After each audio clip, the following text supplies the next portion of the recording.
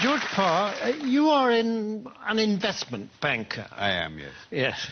And as such, you have your fingers right on the pulse of the financial market. Yeah, very much so, yes. And during the summer, there's been a great deal of turbulence and volatility in the market, yes. yes. Tremendous, yes, tremendous. Yes, and what is caused that? Well, you have to remember two things about the market. One is that they are made up of very sharp and sophisticated people who, these are the greatest brains in the world. And the second thing you have to remember is that the financial markets, to use the common phrase, are driven by sentiment. What does that mean?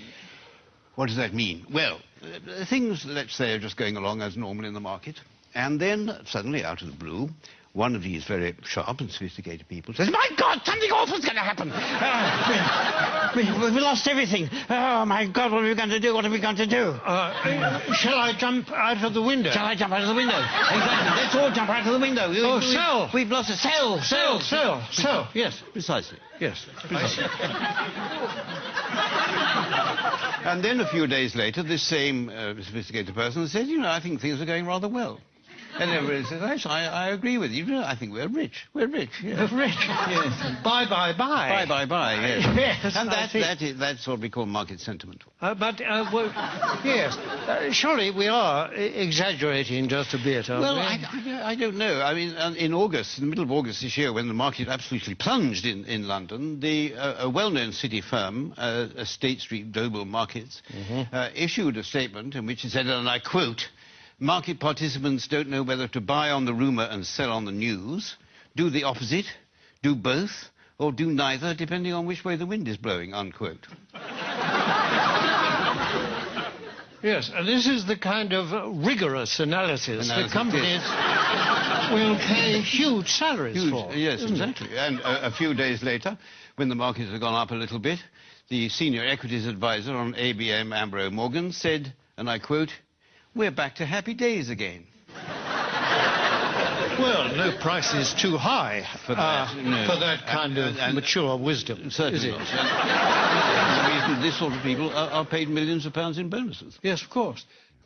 During this summer, there have been actual causes behind the volatility in the markets, haven't there? I mean, specifically and especially in America, granting vast numbers of mortgages to people who can't afford them on properties which are diminishing in value. It's the so-called subprime situation, yes. The subprime market. Yes. How does that work, in fact? Well, imagine, if you can, say, an unemployed black man sitting on a crumbling porch somewhere in Alabama in his string vest, and a chap comes along and said, "Would you like to buy this house before it falls down? And why do you let me lend you the money?" And is this chap who says this, is he a banker? Oh, no. He's a mortgage salesman. His income depends entirely on the number of mortgages that he can arrange. So his judgment to arrange mortgages is completely objective? Completely objective, yes, absolutely. It would. Yes. And what happens next? Well, then this debt, this mortgage, is taken, bought by a bank and packaged together on Wall Street with a lot of other similar debts. Without going into much detail about what is actually... Without going into any detail, no, it's far too boring. And so this is put into a package of debt, and then it's moved on to Wall Street, and it's extraordinary what happens then, that somehow this package of dodgy debts stops being a package of dodgy debts and starts being what we call a structured investment vehicle. And SIV? An SIV, exactly, yes. Yes, I see. And then someone like you comes along and buys it. I buy it, yes, and then I will ring up, I don't know, somebody in Tokyo and say, "Look, I've got this package, do you want to buy it?"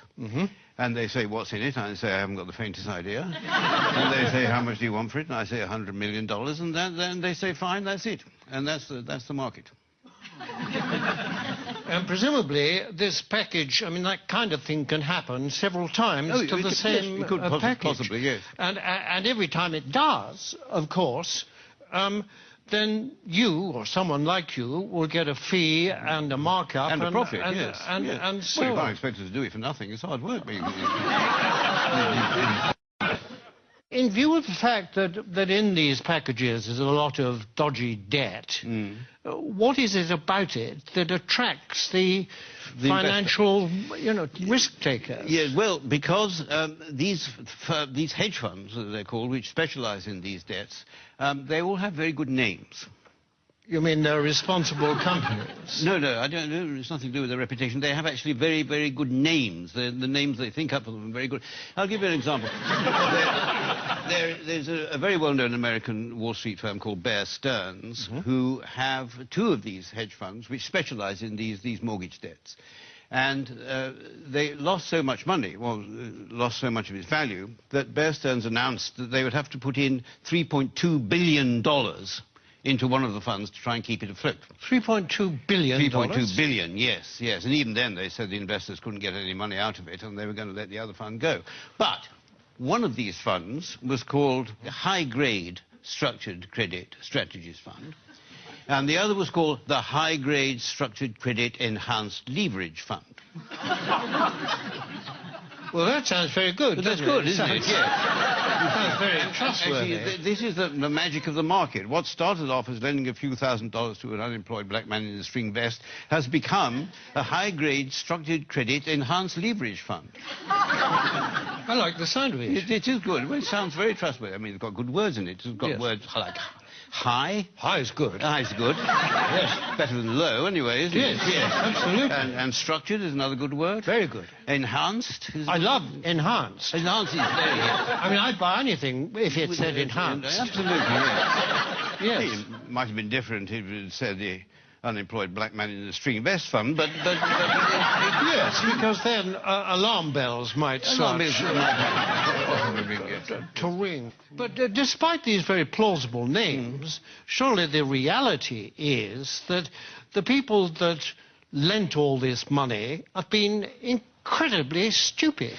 Oh, no. The reality is that what was stupid is, for at some point, somebody asked how much money these houses were actually worth. I mean, if they hadn't bothered to ask that question, then everything would have gone on as perfectly normal. But unfortunately, they did. I see, but now, you see, people are saying the crisis is likely to turn into financial meltdown. I mean, can that be avoided? It can be avoided, provided that governments and central banks give us, the financial speculators, back the money that we've lost. But isn't that rewarding greed and stupidity? No. It's rewarding what the Prime Minister Gordon Brown called the ingenuity of the markets. That is.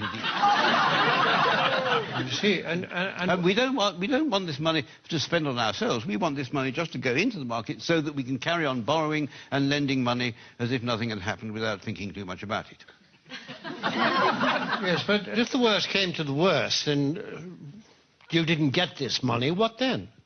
Well, then there'd be another market crash, and then I would say to you what people like me always say, that it's not us that will suffer, it's your pension fund. Thank you very much, George Parr. A pleasure.